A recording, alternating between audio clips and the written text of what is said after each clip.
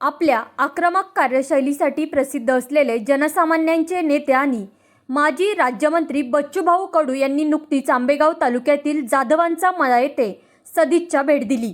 यावेळी त्यांनी रवी जाधव यांच्या मालकीच्या मयूर हॅचरीजला भेट देऊन तेथील कुक्कुटपालन व्यवसायाची बारकाईने पाहणी केली। मयूर हॅचरीजमध्ये सध्या सुमारे 16 वेगवेगळ्या जातींच्या कोंबड्यांचे संगोपन केले जाते।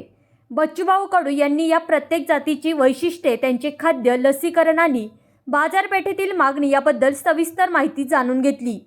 ग्रामीण भागातील तरुणांनी शेतीला पूरक व्यवसाय म्हणून अशा प्रकारचे आधुनिक प्रयोग करणे काळाची गरज असल्याचं मत त्यांनी यावेळी व्यक्त केले।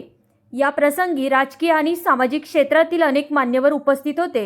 यामध्ये प्रामुख्याने शिवकल्याण नागरी सहकारी पतसंस्था चेअरमन शांताराम जाधव, पशुसंवर्धन विषय तज्ज्ञ कृषी विज्ञान केंद्र नारिंगाव धनेश पडवळसर, नगरसेवक मंचर नगरपंचायत विकास जाधव, पत्रकार अमोल जाधव व पत्रकार स्वप्नील जाधव यांच्यासह संदीप जाधव, दीपक जाधव, किरण जाधव, साईनाथ जाधव, पांडुरंग जाधव, अंकुश जाधव, तानाजी जाधव, राजेंद्र जाधव, शरद जाधव, जालिंदर जाधव, सीताराम जाधव, वसंत जाधव, बाबाजी जाधव आणि जाधव परिवारातील सदस्य व ग्रामस्थ मोठ्या संख्येने उपस्थित होते। रवी जाधव यांनी विकसित केलेल्या या हॅचरीजमधील शिस्त आणि नियोजनाचे बच्चूभाऊंनी विशेष कौतुक केले।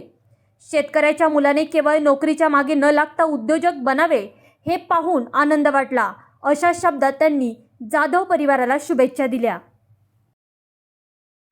तर रवींद्र जाधवांना शुभेच्छा द्यासाठी सुद्धा आली। एकंदरीत मी जे व्हिडिओ पाहिल्यानंतर 16 जातीच्या कोंबड्या त्यांच्याकडे आहे आणि ते फार व्यवस्थित त्याला चालवत आहे। 3,000 लोकांना त्यांनी रोजगार दिला।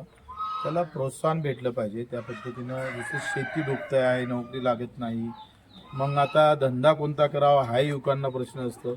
मार्केटमध्ये जागाच नसते, अतिक्रमण करावं लागतं, तिथेही तो पडतं आणि अशा वेळेस आपल्या शेतातच एक शेती धरून हा व्यवसाय करता येतं का, हा एक चांगला प्रामाणिक प्रयत्न जाधव यांनी केलेला आहे। मी त्यांना शुभेच्छा देतो आणि सरकारने सुद्धा अशा व्यवसायाकडे लक्ष देणं, अधिक रोजगार कसं देता येईल या माध्यमातून प्रयत्न केले पाहिजे। आम्ही सुद्धा तसा प्रयत्न करू।